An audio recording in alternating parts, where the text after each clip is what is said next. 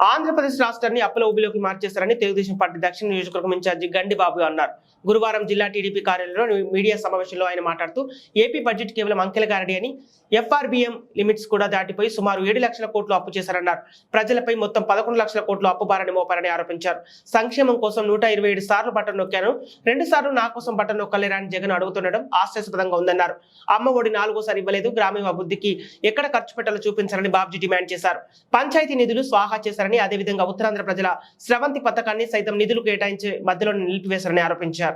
అక్కడి నుంచి అలాగా ఇక్కడ కూడా మనకి ఎన్టీఆర్ జలాశయం ఉంది, రైవాడ్ ఉంది, కోనా ఉంది. రైవాడ్లో మనకి ఎవరికి తెలియకుండా మన చంద్రబాబు నాయుడు గారు కూడా చెప్పారు, సోలార్ పవర్ కాకుండా హైడ్రో పవర్ కోసం అని చెప్పి అదానీ కంపెనీకి అక్కడ రైవాడ్ లోపల కొండల్లో పర్మిషన్ ఇచ్చారు. వాళ్ళు ఏం చేస్తారంటే రీసైకిల్ హైడ్రో పవర్ అని ఈ రీసెంట్గా వచ్చింది. అది కర్నూలులో కూడా గ్రీన్కో అనే కంపెనీకి ఇచ్చారు. అక్కడ మీరు చూసే ఉంటారు, 12,000 ఎకరాలు కేటాయించారు. మరి ఎన్ని ఎక్కడ ఎలా పెడతారో నాకు అర్థం కాదు. గ్రీన్కో కంపెనీ కేటాయించారు, వాళ్ళు అక్కడ చేస్తున్నారు ఆ ప్రాజెక్టు.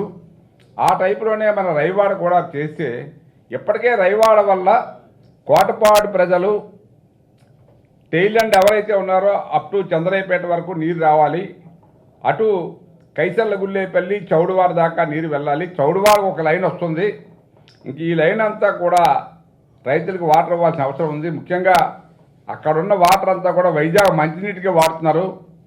అర్జెంటుగా మనం పోలవరం నుంచి 25 టీఎంసీ నీరు తెచ్చిన తర్వాత ఇమీడియట్గా రైతులకు ఇవ్వాల్సిన అవసరం ఉందా ఆ టైలాండ్లో ఉన్న అందరికీ? మరి అలాంటిది అక్కడ ప్రాజెక్టు పర్మిషన్ ఇస్తే రేపు పొద్దున్న నీరేమి వేస్ట్ అవ్వదు అంటారు. వాడు ఎంత నీరు వాడుకుంటాడో మరి ఎవరికి తెలుసు? అందువలన చాలా అన్యాయం చేశారు. ఈ బడ్జెట్ పెట్టామన్నారు. ఈ బడ్జెట్ చూస్తే పేరుకే గొప్ప 2,89,000 కోట్లు పెట్టామని చెప్తున్నాడు. ఈ బడ్జెట్ అంతా ఖర్చు పెట్టే పరిస్థితి దీనికి లేదు కదా. ఇది మనకు అంకెలు చూపించాలి కాబట్టి మనకు అంకెలు చూపించాడు. మళ్ళీ ఈ 4 నెలలకి 90,000 కోట్లు ఖర్చుకి పద్దు ఆమోదించారు. అంటే మరి ఈ 90,000 కోట్లలో మరి ఎంత మళ్ళీ నొక్కేస్తారో మనకు తెలియదు. అందులో ఎలక్షన్ మూవ్మెంట్ కాబట్టి ఎవడు దీన్ని అడగడు. దానికి ఇచ్చాము, ఎలక్షన్ కమిషన్కి ఇచ్చాం. ఇక రకరకాల దీనికి బిల్లులు లేకుండా ఈ 90,000లో సగం డబ్బు దోచే పరిస్థితి ఉంటుందని చెప్పి తెలియజేస్తూ ఉన్నాము. ముఖ్యంగా నువ్వు అన్ని సంక్షేమ పథకాలకి 44,000 కోట్లు కేటాయించావు.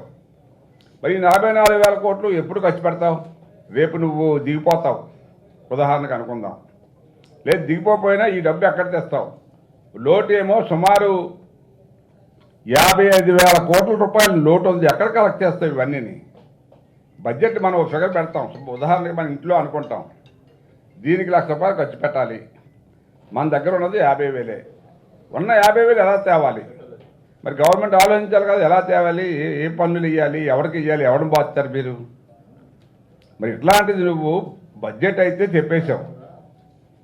మరి 55,817 కోట్లు లోటు ఉంది. రెవెన్యూ లోటు 24,000 కోట్లు ఉంది.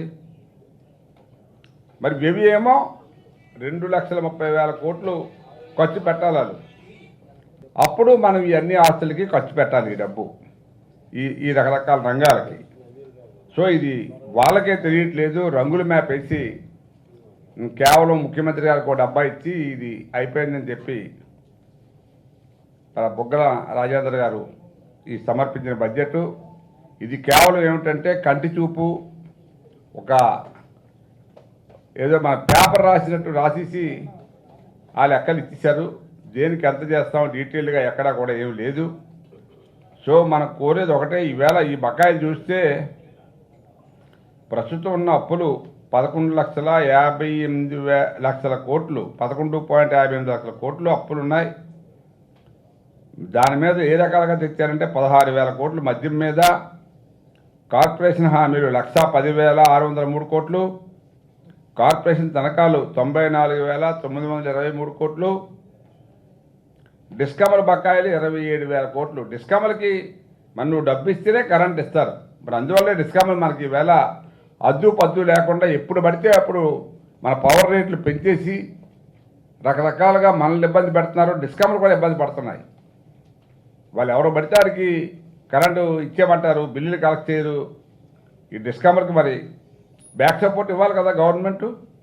సో అది ఇప్పుడు 27,000 కోట్ల లాస్లో ఉన్నాయి. అవి కాంట్రాక్ట్స్ బిల్లు ఎంత ఘోరం అంటే సుమారు 95,400 కోట్లు అప్పు ఉంది. వేళ కాంట్రాక్ట్కి ఇవ్వాల్సిన బిల్లు ఎప్పుడు ఇస్తారండి 1,00,000 కోట్లు? రేపు పొరపాటు నీరు దిగిపోతే చంద్రబాబు నాయుడు గారి నెత్తి మీద సుమారు 2-3 లక్షల కోట్ల అప్పులు ఇమీడియట్గా తీర్చాల్సిన అవసరం ఉంటుంది. మనం వెళ్ళి ఆ సీట్లో కూర్చోగానే సార్ మా బిల్లు రెడీ అయిపోతారు.